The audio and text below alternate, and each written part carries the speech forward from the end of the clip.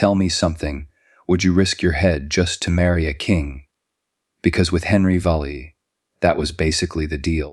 One moment you were his queen, dressed in silk and jewels. The next, accused of betrayal, dragged to the tower, and praying you didn't hear the footsteps of the executioner coming for you. This is not just history, it's obsession, lust, betrayal, and blood.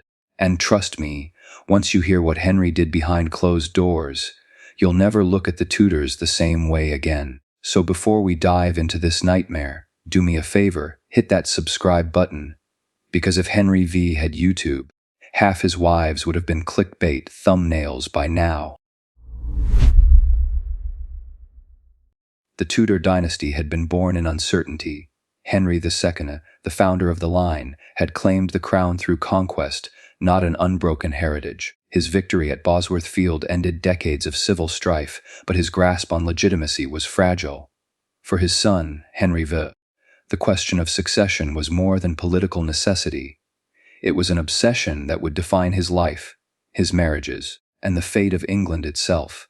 In the 16th century, the survival of kingdoms was tied directly to the wombs of queens. Monarchs were measured not only by their ability to rule but by their ability to secure heirs, specifically sons. Daughters might be married off as political tools, but a woman on the throne was seen as a dangerous weakness. Dynasties crumbled when no male heir could be found, and so Henry's personal life became a battleground of dynastic desperation. His first wife, Catherine of Aragon, was a princess of Spain, a woman of strong piety and royal dignity. She endured years of pregnancy after pregnancy, most of which ended in stillbirth, miscarriage, or the death of infants within days. Each loss weighed heavily on Catherine, but for Henry it became evidence of failure. A woman's worth at his court was reduced to the survival of her sons, and Catherine's body had failed to give him what he desired most. For a time, their daughter Mary was accepted. Yet even as a child, Mary's existence did not soothe the king. She could not carry the Tudor line alone. Henry turned his frustrations into spiritual rationalizations, claiming his marriage was cursed because Catherine had once been his brother's wife.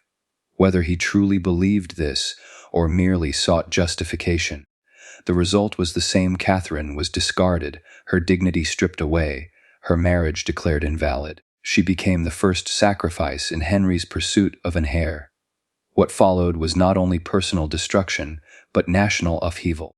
When the Pope refused to grant annulment, Henry severed England from Rome itself. The king's obsession with a son altered the course of religion in Europe, igniting the English Reformation. Faith, politics, and family were all consumed by the desperate pursuit of a male child. Anne Boleyn became the next victim of this dynastic hunger. Unlike Catherine, she was young, witty, and fertile, or so Henry believed. The king pursued her with intensity, promising her a crown in exchange for submission. When she finally became queen, the weight of expectation crushed her. Every pregnancy was a national spectacle, every outcome a matter of survival. She gave birth to Elizabeth, a daughter who would one day shape history, but in the moment her sex was a disappointment. Subsequent pregnancies ended in miscarriages, one of which reportedly followed the shock of Henry's accident during a joust. Anne's inability to produce a son condemned her. The accusations that brought her downfall, adultery, incest, treason, were constructed with brutal efficiency. She was executed, her neck severed in a single stroke. Her real crime was failing to provide the heir Henry demanded. The pattern repeated with chilling consistency. Jane Seymour, the third wife, gave him the long-awaited son Edward, yet even this triumph was stained with death. Jane died shortly after childbirth, her body consumed by infection. Henry mourned her as the one, true, wife, not because of love, but because she alone succeeded in delivering what others could not. Her worth was measured in a single child. Anne of Cleves escaped with her life, dismissed as unattractive and annulled without bloodshed. But Catherine Howard, a teenager drawn into the court's web, was accused of sexual indiscretions and executed before she reached 20. Her youth and vulnerability meant little. She was another wife to be measured, discarded, and destroyed. Catherine Parr, the last, outlived him. She was a caretaker rather than a vessel for heirs, nursing Henry in his final years of disease and decay. She survived not because of his mercy, but because his body was too broken to demand more. At the heart of this cycle of marriage and death lay the king's obsession with bloodlines. Women were reduced to instruments, their humanity measured in the survival of infants. Behind the splendor of Tudor courts, the feasts, the music, the pageantry, were the silences of miscarriage chambers, the cries of children buried too soon, and the terror of wives who knew their bodies determined their survival. Henry's pursuit of heirs cost not only the lives of his wives but the stability of a nation. The break with Rome led to executions of those who resisted, monasteries destroyed, and blood spilled across England. His desperation for sons reshaped law, religion, and family itself. Ironically, the male heir he so longed for, Edward VI, died young, leaving the crown to the daughters Henry had dismissed, Mary and Elizabeth. Elizabeth, the unwanted child of Anne Boleyn, would go on to become one of the most powerful rulers in English history, securing the Tudor dynasty for nearly half a century. The heir Henry had craved never ruled long. The daughter he scorned preserved his throne. Anne Boleyn entered Henry VIII's life as a queen but as a courtier. Sharp-witted, cultured, and unlike the women who had surrounded him before, she had been educated in the courts of the Netherlands and France, where she absorbed sophistication, charm, and the subtleties of courtly politics. When she caught the king's eye in the mid-1520s, Henry was already bound in a marriage of 2 decades to Catherine of Aragon. Yet Catherine had failed to deliver him the son he so desperately craved. Anne became not only an object of desire but a symbol of hope, hope for renewal, passion, and most importantly, an heir. Henry's pursuit of Anne was relentless. Yet unlike her sister Mary, who had once been the king's mistress, Anne refused to become his concubine. She demanded marriage, not merely favor. Her resistance only intensified Henry's obsession. He wrote her letters filled with longing, promising devotion that bordered on worship. But behind those declarations was the same cold reality that had undone Catherine. Anne's body was expected to produce a son. The pursuit of Anne destabilized England itself. When Henry sought annulment from Catherine, the Pope refused. Catherine, a Spanish princess and aunt to the Holy Roman Emperor, wielded powerful allies. For Henry, the inability to discard her was intolerable. What followed was one of the most radical acts of his reign, the break from Rome. Henry rejected papal authority, declared himself the supreme head of the Church of England, and forced his nation into religious schism. All this upheaval, the dissolution of monasteries, the execution of dissenters, the rewriting of English faith, was rooted in one man's determination to marry Anne Boleyn. In 1533, Anne was crowned queen. She was radiant, confident, and triumphant. Yet the crown she wore was heavier than gold. Every aspect of her life became a test, every sign of pregnancy a matter of state, every rumor magnified into danger. In September of that year, she gave birth to Elizabeth. The child was healthy, but she was a daughter. For Henry, it was a disappointment veiled in celebration. A girl could not fulfill his vision of dynastic security. The years that followed became a cycle of hope and despair. Anne conceived again, but miscarriages plagued her. Reports suggest that in January 1536, she lost a male fetus at around 15 weeks. The timing was devastating. Henry had just suffered a near-fatal accident while justing, and when news of the miscarriage reached him, he reportedly saw it as a sign from God. For a king whose faith was entwined with dynastic success, Anne's failure to carry a son marked the beginning of her downfall. Henry's affection curdled into suspicion. Where once he had adored Anne's wit and spirit, he now saw arrogance and defiance. Courtiers began to whisper. Enemies, eager to see her fall, fed the king's paranoia. She was accused of seducing other men at court. Not only adultery, but incest with her own brother, George Boleyn. These charges were fabricated with brutal precision, designed not only to end Anne's life, but to erase her dignity. The trial was a spectacle of cruelty. Anne defended herself with eloquence, but the verdict had been decided long before she stood in the hall. She was condemned as a traitor, guilty of crimes too grotesque to be true. On May 19, 1536, she was led to the scaffold at the Tower of London. Dressed with the composure of a queen, she knelt before a French swordsman, chosen by Henry as an act of supposed mercy. In a single stroke, her head was severed from her body. Her death shocked Europe. Here was the woman for whom England had torn itself from the Catholic Church, executed under charges that few outside Henry's circle believed. To her supporters, she was a martyr of the king's capricious cruelty. To her enemies, she was a warning that ambition in a woman could end in ruin. The irony of Anne's fate lay in her daughter. Elizabeth, the infant dismissed as a disappointment, would one day ascend the throne and rule for 44 years. The dynasty Henry had risked everything for was preserved not by the son he craved, but by the daughter born of the queen he destroyed. Anne's story remains one of the most haunting in English history, not because of romance, but because of what her rise and fall revealed. In Henry's England, women were not individuals but instruments of power. Their bodies were battlegrounds where dynasties lived or died. Desire could elevate them, but failure condemned them to the axe. Catherine of Aragon entered England as the embodiment of political triumph. Born in 1485 to Ferdinand of Aragon and Isabella of Castile, she was raised in the shadow of Spain's Reconquista and carried with her the prestige of one of Europe's most powerful dynasties. At 16, she married Prince Arthur, Henry VII's elder brother, uniting Spain and England in an alliance of immense significance. But Arthur's sudden death left Catherine widowed, her future uncertain, and her marriage prospects entangled in diplomacy. In time, she became the bride of Henry, who ascended the throne in 1509. Unlike the calculated unions of politics, their early marriage seemed genuinely affectionate. Henry adored Catherine's dignity and devotion. For years, she was celebrated as the perfect queen, charitable, learned, and fiercely loyal. In 1513, while Henry campaigned abroad, she even acted as regent, rallying English troops against Scotland and securing victory at Flodden.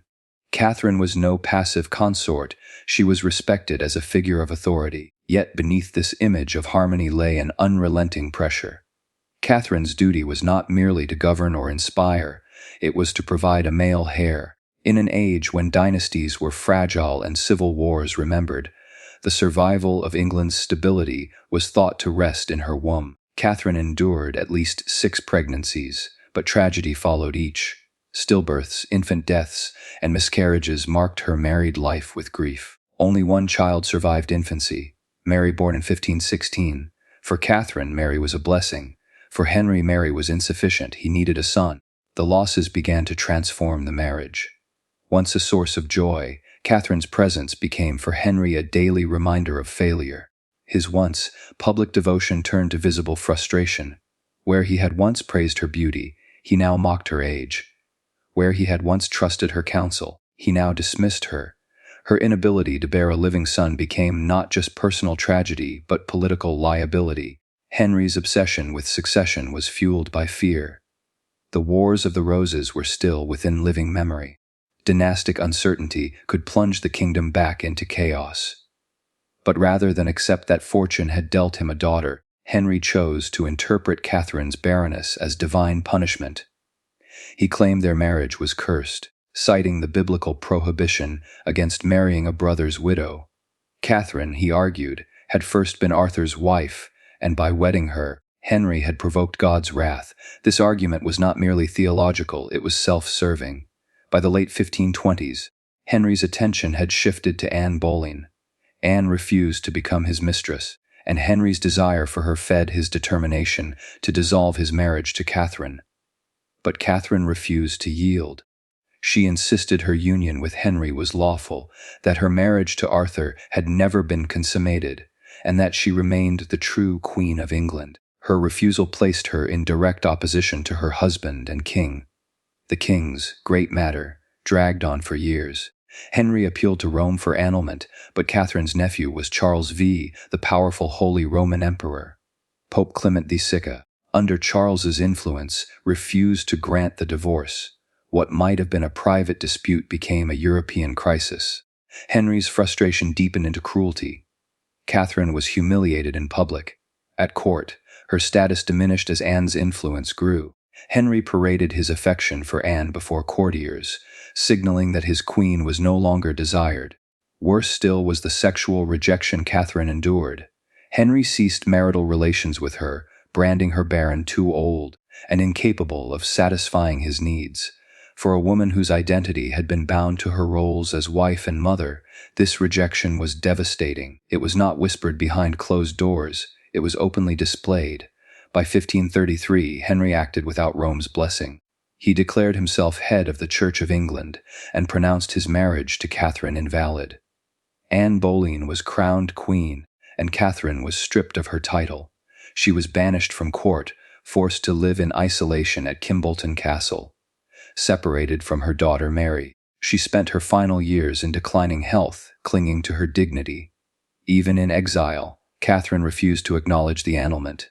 To her dying day, she signed herself, Catherine the Queen. Her defiance, however, came at a cost.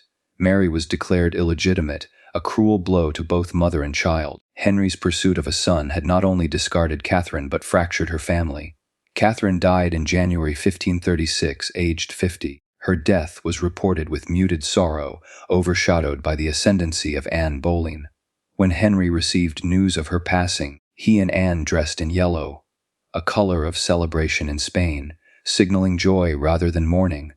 To Catherine's supporters, it was an act of heartless triumph, the final insult to a woman who had endured humiliation with dignity. Her story was not one of dramatic rebellion but of endurance. Catherine never raised arms against her husband. She never abandoned her faith. She resisted with dignity, asserting her legitimacy as queen even when stripped of power and presence. Yet her endurance could not shield her from the reality of being reduced to her ability to produce sons.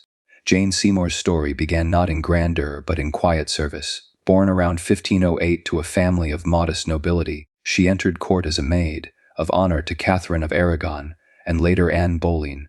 Unlike the ambitious Anne, Jane was known for her reserved demeanor, demure, obedient, and seemingly free of the sharp wit that had inflamed Henry's passions for Anne. Yet her very simplicity became her greatest weapon.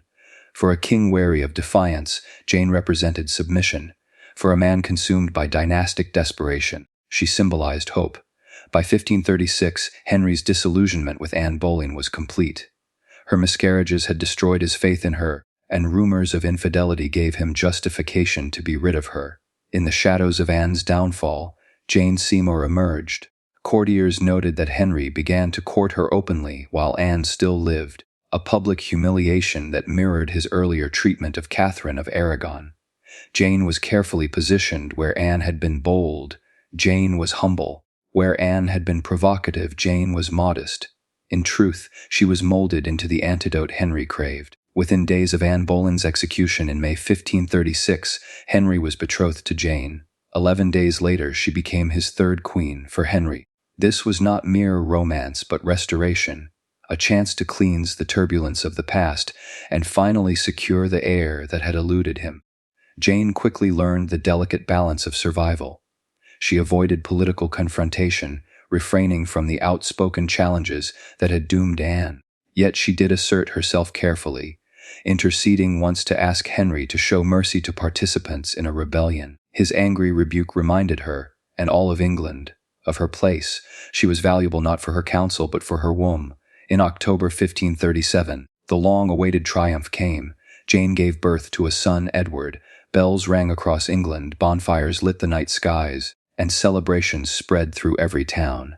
For Henry, this was the pinnacle of his reign at last, a legitimate male heir, a living embodiment of Tudor security. He declared Jane his one true wife, the woman who had fulfilled destiny. But beneath the jubilation lay tragedy. Childbirth in the 16th century was perilous, and Jane paid the price. The labor lasted for 3 agonizing days. She delivered Edward on October 12, but within hours her health began to decline. Infections set in, likely from retained placenta, a fate common in an era without medical intervention. For 12 days Jane lingered, weakened and fevered, her body failing even as England celebrated her success. On October 24, she died at the age of 29. Henry was devastated, but his grief was entangled with pride. Jane had given him the son he desired above all else, and her death elevated her in his memory. Unlike Catherine or Anne, she was not cast aside or condemned. She was immortalized as the perfect queen, her image sanctified by the heir she left behind. Henry ordered her burial at Windsor Castle, and when he died a decade later, he was laid beside her, the only wife he chose to rest with in death. Yet Jane's sainthood in Tudor memory was born of cruelty. She was revered not for her personhood, her character, or her life, but because she fulfilled the single role Henry demanded. Her value ended the moment she succeeded. Her death was convenient in its timing. She could not fall into disfavor. She could not disappoint, and she could not challenge the king. She became both his triumph and his tragedy. The vessel who delivered Edward then perished before she could risk failure. Her son, Edward VI, would inherit the throne at just 9 years old, only to die before reaching adulthood. The irony was cruel. Henry's great obsession had cost the lives of 2 wives and fractured his kingdom, and yet the son for whom he sacrificed so much would not live to secure the dynasty. Jane's story exposes the brutal logic of Henry's reign. Women were expendable, their lives consumed in the service of dynastic survival. Success was dangerous, but failure was fatal. In death, Jane was rewarded with honor. In life, she had been reduced to nothing more than her fertility. Her body was the battlefield upon which Henry's obsession was fought, and her death a chilling reminder of how even triumph under such a king could be cursed. By 1539, Henry VIII was aging. Disease had ravaged his body. Once the golden prince of Europe, he was now swollen, plagued by ulcers on his legs, and prone to violent moods. Yet the obsession that had driven his life remained unchanged. He still longed for a secure dynasty. Jane Seymour was dead, but her son Edward had survived. For Edward's future to be secure, Henry sought to fortify England's political position with a new marriage. Thomas Cromwell, Henry's chief minister, proposed a solution. Anne of Cleves, the sister of a German duke, from a family aligned with the Protestant powers of Northern Europe. In the tense religious climate of the 1530s, England's alliance with the Protestant states of the Holy Roman Empire seemed prudent. The match promised both political strength, and Henry hoped another chance for sons, but Henry, consumed by vanity, insisted on knowing his bride's appearance. He sent the painter Hans Holbein to capture Anne's likeness. The portrait he returned with flattered her features, presenting a serene and noble woman. Satisfied, Henry agreed to the marriage without having seen her in person. When Anne arrived in England in late 1539, the king's anticipation collapsed into disgust. Expecting beauty to match the painting, he found instead a woman who did not fit his ideals. He derisively referred to her as the Flanders mare, comparing her to an unattractive horse. It was not only an insult to Anne, but a public humiliation broadcast across Europe. Their first meeting sealed her fate. Henry, dressed in disguise to surprise her, reported that she showed little interest or recognition. Offended, he judged her cold, even repulsive. From that moment, his revulsion colored every word he spoke of her. To the court, he complained loudly that he could not consummate the marriage. He claimed her body repelled him, that he found her breasts sagging, her figure unappealing, and her manner unsophisticated. In truth, his disdain revealed more about his own insecurities than Anne's appearance. The humiliation was both personal and political. Anne, raised in the modest traditions of Cleves, lacked the French and English polish Henry admired. Her inability to speak fluent English, her unfamiliarity with courtly games, and her shy demeanor only deepened his rejection. Yet in reality, her downfall was rooted not in her shortcomings, but in the king's wounded pride. Henry could not bear that his sexual satisfaction, the measure of his masculinity and power, had failed. To protect his ego, he blamed Anne. The marriage, though politically advantageous, quickly became untenable. Henry refused to touch her, boasting to his physicians and courtiers that he had not consummated the union. For Anne, the rejection was excruciating. She had crossed a continent to wed a king, only to find herself mocked as undesirable, her worth dismissed entirely. Yet she bore the indignity with restraint, showing neither anger nor rebellion. By July 1540, barely 6 months after the wedding, the union was annulled. The reasons were couched in polite legal terms.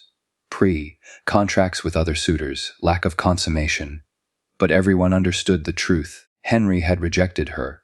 Unlike Catherine of Aragon, who had resisted her annulment to the bitter end, Anne accepted. She agreed to step aside, claiming she wished only for the king's happiness. Her submission was rewarded in an unusual way. Rather than meeting the fate of Anne Boleyn or Catherine Howard, Anne of Cleves was treated with relative kindness. She was granted a generous settlement of lands, castles, and income, and given the title of the King's Sister. She became one of the wealthiest women in England and, remarkably, lived on in security long after Henry's other wives were gone. Anne never remarried. Instead, she settled into a life of quiet independence, respected but never again placed at the mercy of a husband's desire. She remained on good terms with Henry, even forming a cordial relationship with his children. While her humiliation had been public and brutal, it had freed her from the cycle of pregnancies, miscarriages, and executions that had destroyed the women before her. The marriage to Anne of Cleves revealed Henry's deepest cruelty, that a woman's value in his eyes was measured not by her loyalty, her intelligence, or her dignity, but by her ability to please him in bed and to bear him children. Anne had failed the first test and never had the chance at the second, but in that failure she escaped the fate that had claimed Catherine of Aragon, Anne Boleyn, and Jane Seymour. For Henry, the episode was a humiliation of his own making. His vanity had led him into a union he despised, his cruelty had reduced a queen to ridicule, and his rejection had weakened the very alliance the marriage was meant to secure. For Anne, it was the turning point of her life, from object of scorn to unlikely survivor. Catherine Howard's life serves as one of the most harrowing examples of how power and desire intertwined under Henry VIII's reign. She was the king's fifth wife, a girl born into a noble yet financially struggling family, pushed into the corridors of courtly ambition. The Howards, eager to secure influence, used her beauty and youth as currency. For Henry, now obese, diseased, and desperate to reclaim his virility, Catherine's tender age was not a barrier but an attraction. By the time Henry married her in 1540, he was nearly 50 years old. His leg ulcer oozed constantly, his body weighed down by obesity, and his once athletic frame was long destroyed. Yet despite his physical decay, he demanded admiration, loyalty, and sexual devotion. Catherine, scarcely in her mid-teens, was expected to fulfill these roles. She was paraded as a prize, her body pressed into the service of a king whose vanity demanded the illusion of youth and vitality. The relationship was never equal. Catherine was groomed long before she became queen. In her youth, raised in the household of her step-grandmother, the Dowager Duchess of Norfolk, she had been exposed to predatory men who exploited her innocence. These encounters, later twisted against her, marked her as tainted. For Henry, however, her age and freshness were a symbol of conquest.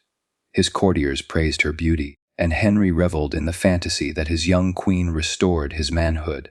At court, Catherine was styled as the rose without a thorn, a symbol of purity and obedience. But the king's obsession turned her into a possession. She was expected to bear him sons, to smile through the pain of being bound to a man whose presence was suffocating and whose body was failing.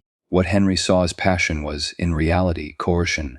Catherine's position left her no room for refusal, no possibility of escape. Yet the human spirit, even under suffocating oppression, often seeks solace. For Catherine, it came in the form of Thomas Culpeper, a young courtier. Their alleged meetings, real or imagined, would become the noose around her neck.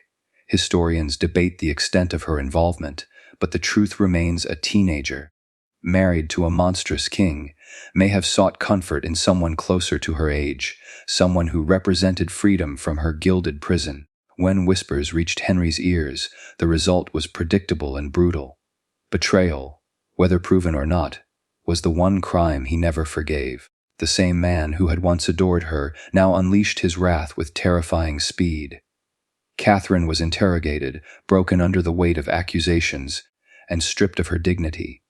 Her alleged lovers were tortured, forced into confessions through agony. Culpeper was executed by the grisly method of being hanged, drawn, and quartered, a spectacle meant to terrify. Catherine herself faced the scaffold in February 1542. She was 19 years old. Accounts tell of her final moments, trembling as she prepared for the executioner's axe. Unlike Anne Boleyn, she lacked the political sophistication to deliver a carefully crafted final speech. Instead, she confessed her sins, her voice breaking with fear. It is said she declared she died a queen, but she died more a victim than a monarch. The horror of Catherine Howard's fate lies not only in her death, but in the circumstances of her life. She was little more than a child, married off for political convenience, trapped by the sexual appetite of a king who saw her body as proof of his potency. The imbalance of power was so extreme that her supposed urgency was an illusion. Every choice she made was judged against the impossible standards of loyalty to a king who himself violated every notion of loyalty in return. Her downfall reinforced the cycle of terror that Henry cultivated among his wives and subjects. No woman was safe, no vow sacred, when weighed against his ego and paranoia. Catherine's story reveals the horrifying truth. Marriage under Henry was not partnership but ownership, and for a young girl caught in the jaws of his decaying reign, death became the final punishment for failing to embody his impossible demands. By the time Catherine Parr entered Henry VIII's orbit, the monarch was no longer the radiant, charming figure who had dazzled Europe in his youth. He was now a bloated, diseased tyrant, his body rotting from the inside out, and his temper sharper than ever. He was a man consumed by paranoia, cruelty, and insecurity, and Catherine was destined to become his sixth and final wife. Unlike her predecessors, Catherine was no Nan of a child bride nor ambitious court beauty. Born in 1512, she was educated, intelligent, and deeply pious. She had already endured 2 marriages, both of which left her widowed. When Henry set his eyes upon her, Catherine's heart was not free. She had fallen in love with Thomas Seymour, the brother of Henry's third wife, Jane Seymour. But when the king demanded her hand, her personal desires meant nothing. To refuse Henry was to court death. To accept was to surrender to a life of fear and calculation. She chose survival. Their marriage in 1543 was less a union of affection and more an arrangement of necessity. Catherine Parr became less a wife and more a nurse. Henry's ulcerated leg oozed constantly, the stench filling the palace. His body had swollen grotesquely, and his mood swung violently from adoration to fury. Catherine tended to his wounds, soothed his rages, and endured his suspicion. Each day was a test of restraint, a balancing act of obedience and diplomacy. But Catherine was not entirely without agency. She was a woman of sharp intellect, and under her influence, Henry reconnected with his children. She helped restore Princess Mary and Princess Elizabeth to the line of succession, mending relationships shattered by Henry's earlier cruelty. Catherine also took an active role in religious debates, publishing works that emphasized her Protestant leanings. But these moments of bravery nearly destroyed her. Whispers reached Henry's ears that his queen was too bold, too outspoken, too enamored with reformist ideas. For a man already paranoid about betrayal, Catherine's intellect became a threat. The conservative faction at court, eager to see her fall, fed Henry's suspicion. Plans for her arrest were drawn up. The same machinery that had destroyed Anne Boleyn and Catherine Howard began to turn against her. It is said that Catherine discovered the warrant for her arrest before it was executed. With extraordinary courage, she confronted Henry directly, cloaking her fear in humility. She told him she only debated theology to distract him from his pain, to ease his burdens, and to learn from his wisdom. Her submission was her shield. Henry, flattered by her deference, abandoned the plan. Catherine had outmaneuvered him not with rebellion, but with calculated surrender. She had survived where others perished. Yet survival carried its own torment. Imagine living each day in the shadow of the axe, knowing that one word, one glance, one wrong ally could end your life. Catherine's marriage was not filled with passion, but with psychological imprisonment. She was compelled to suppress her intellect, to bury her emotions, to submit at every turn. Her life became a performance, rehearsed endlessly to appease a man whose power was absolute and whose temper was lethal. When Henry died in January 1547, Catherine Parr was the first of his queens to outlive him. But her freedom was short-lived. She finally married Thomas Seymour, the man she had once loved, only to discover that even this long, delayed union carried heartbreak. She became pregnant for the first time at 35, but the birth weakened her fatally. Just days after delivering her daughter, Mary Seymour, Catherine Parr, died. She had escaped Henry's wrath, but not the relentless hand of fate. Her survival, therefore, was bittersweet.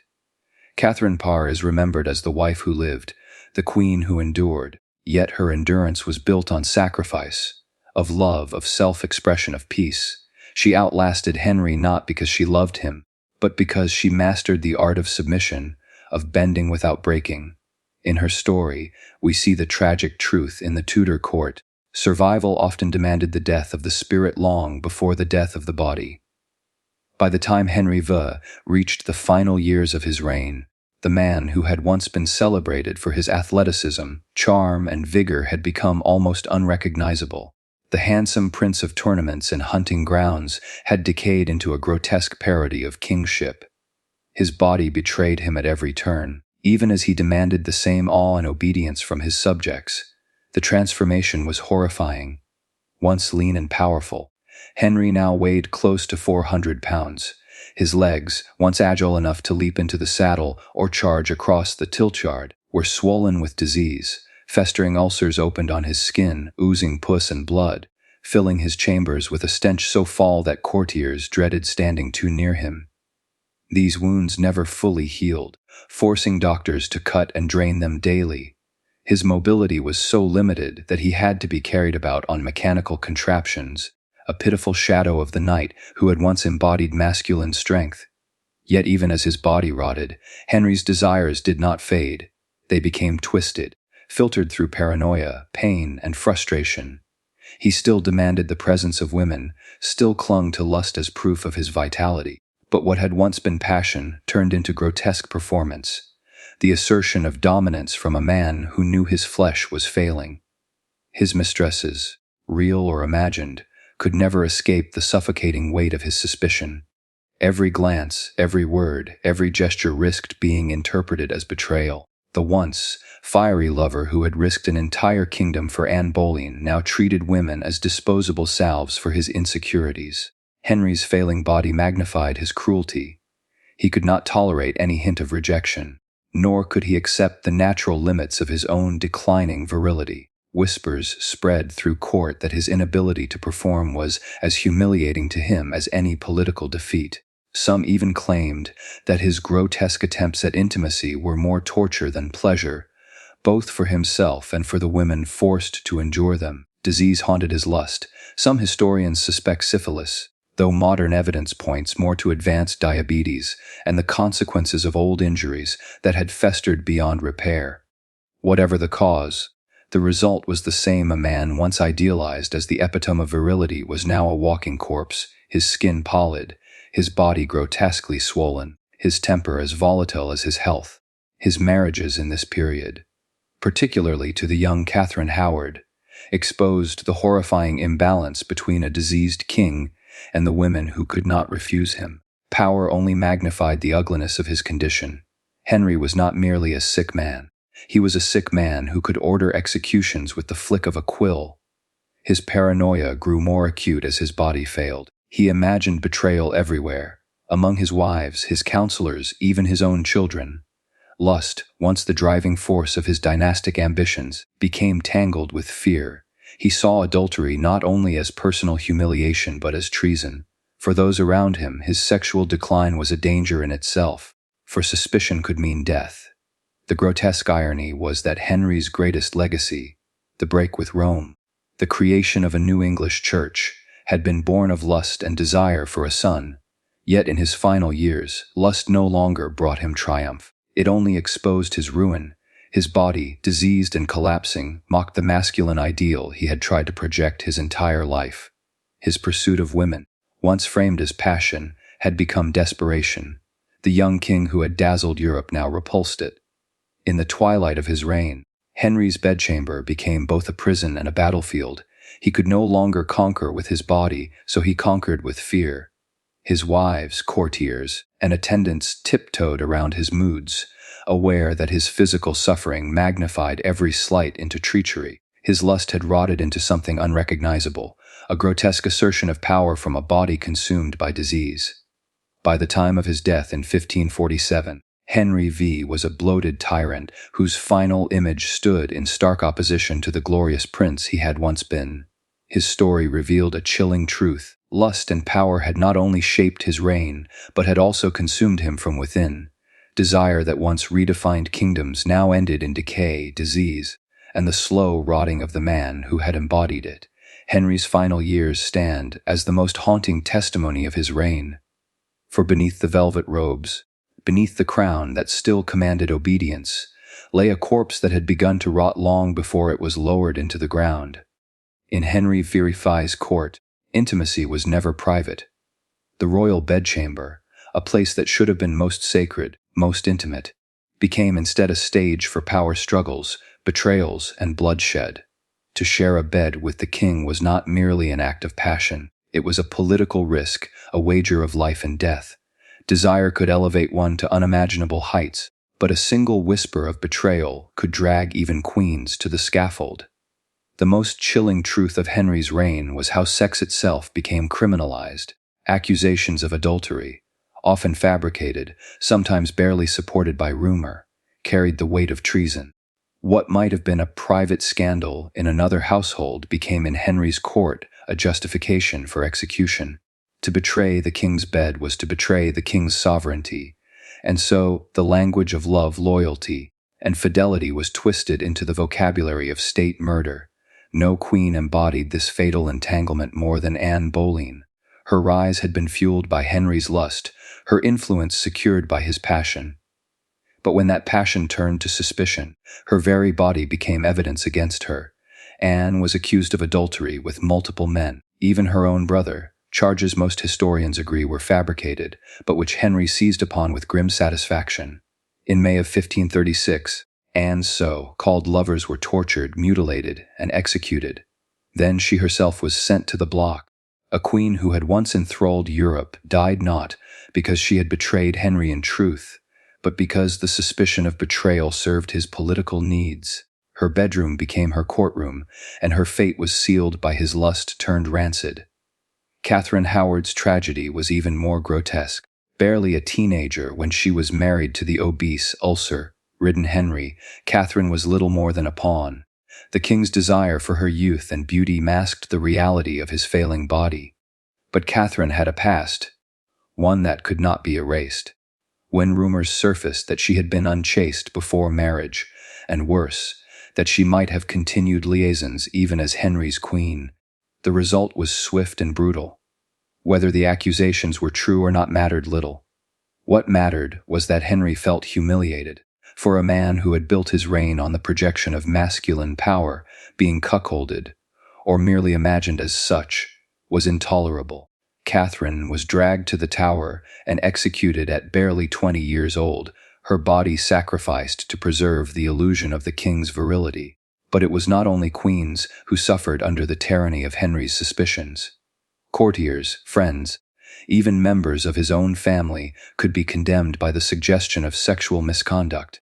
Men accused of sleeping with queens were not merely shamed. They were dismembered, disemboweled, their entrails burned before their eyes in the ritual theater of Tudor execution.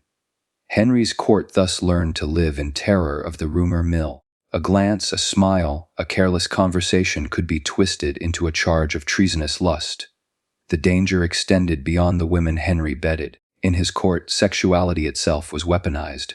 Rivals could be destroyed by accusations of sodomy or fornication, sins magnified by the moral expectations of a kingdom that outwardly proclaimed Christian virtue, while its ruler indulged in near-constant lust. Sex was both temptation and trap, a field of battle where honor, reputation, and lives were slaughtered as efficiently as in any war. Behind this pattern lay Henry's obsession with control. His own body was failing, but he could still control the bodies of others, especially women. By defining betrayal in sexual terms, Henry made his private insecurities matters of state. His wife's fidelity was not just marital, it was political loyalty. Their supposed betrayals were not merely personal insults, but challenges to his very authority. In this way, the king's bedroom became the deadliest room in England. The court adjusted in response. Women learned to mask every thought, every feeling, for fear of provoking suspicion. Men who once jostled for the favor of queens learned to keep their distance, lest a friendly word be twisted into evidence. The intimacy of daily court life, dancing, conversation, banquets, became dangerous rituals. Everyone was a potential informant, every whisper a potential death sentence. The irony was brutal. Henry had reshaped England in pursuit of love, lust, and heirs. He had defied the Pope, shattered 1,000 years of religious tradition, and spilled rivers of blood to claim his right to marry whom he pleased. Yet in the end, his marital bed was as much a place of death as of life. The women who entered it did not dream of romance or passion, they calculated survival. Betrayal and blood were the inevitable result. For Henry, intimacy was inseparable from authority. To betray him sexually, or to be accused of it, was to challenge his kingship. And so love was executed, desire was criminalized, and marriage became a stage for murder. Henry VIII's reign left a legacy not only of religious upheaval and dynastic ambition, but also of fear. The fear that in his court, sex itself was a death sentence. The king's body rotted with disease, but it was his suspicion, his lust twisted into paranoia, that rotted the souls of those around him. In the court of Henry VIII, betrayal was always fatal, and the bedroom was never safe. Henry VIII is remembered as a king of towering presence, a figure of splendor and armor, a ruler who reshaped the English crown, and the monarch who severed England from the Catholic Church. But behind the gilded portraits and the crafted myths lies the darker, more grotesque truth of his reigns. A man consumed by obsession, lust, fear, and insecurity did not just define his personal relationships. They rewrote the destiny of an entire kingdom.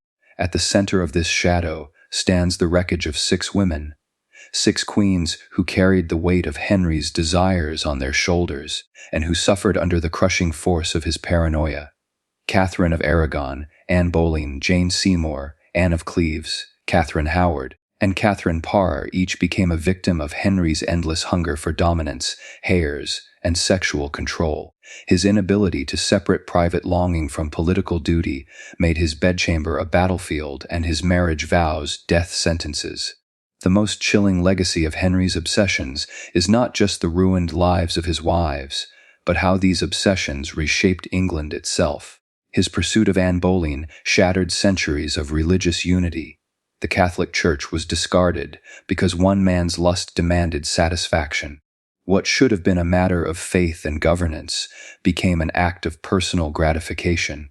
An entire nation was pulled into the undertow of Henry's desires, forced to bleed and divide, so that he might satisfy his longing for a new woman, a new hope of sons.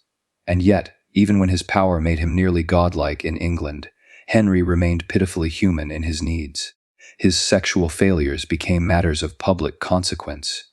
When he could not consummate his marriage to Anne of Cleves, it was not just a humiliation in private. It became political theater. When Jane Seymour died after giving him his longed-for heir, Henry turned her death into tragic triumph, enshrining her as the one true wife, who succeeded by sacrificing her life. When Catherine Howard betrayed him, or when her youthful naivety was cast as betrayal, Henry's wrath turned once again to execution. In each case, Henry's sexuality determined not only the fates of women but the laws, policies, and future of England. His obsessions with heirs led to the bastardization of Mary and Elizabeth, both stripped of legitimacy at different points to serve his shifting desires. His pursuit of control gave rise to new treasons, where whispers of a woman's fidelity could send noblemen and queens alike to the block. His paranoia infected the court, making the king's bedroom a place of death as much as desire. The final years of Henry's life are perhaps the clearest evidence of how lust, unchecked and twisted by power, decays into cruelty. Ravaged by ulcers, obesity, and possible venereal disease, Henry became less a man than a tyrant trapped within his rotting flesh. Still, he sought women. Still, he demanded loyalty, obedience, and submission. Yet every glance in the mirror must have reminded him of the grotesque truth. His once magnificent body was a ruin, his potency a shadow of what it once was. He had destroyed wives, discarded mistresses, and spilled blood, and still he remained unsatisfied. But perhaps the most terrifying aspect of Henry's reign is the silence it forced on those around him. His queens could not speak truth without risking their lives. His courtiers whispered in fear, always aware that their fates could be sealed by the king's jealousy or insecurity. The English people watched as their monarch's lust fractured their faith, tore apart their traditions, and filled the air with the stench of blood from the scaffold. What remains of Henry's legacy is not only the Church of England or the myth of a powerful Tudor dynasty, it is also the reminder that unchecked desire, when paired with absolute power, becomes a weapon sharper than any sword. His obsession left scars that endured long after his death. His daughters, Mary and Elizabeth, inherited a throne marked by suspicion, betrayal, and the endless question of succession that haunted Henry's every decision.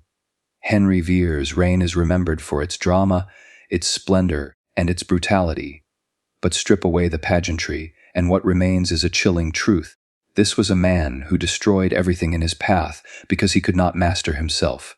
His lust consumed queens, his fear divided a nation, and his cruelty turned love into death sentences. The shadow of his obsession still hangs over history, a warning of what happens when private desire becomes public tyranny. Henry believed he was shaping a dynasty, ensuring his blood would rule for generations. Instead, his true legacy was chaos, a kingdom divided, wives discarded or executed, and a memory drenched in blood. And all of it, every betrayal, every execution, every fracture of faith, began not with politics or policy, but with lust. In the end, Henry VIII was not just a king of England. He was a man consumed by the very obsessions that defined him.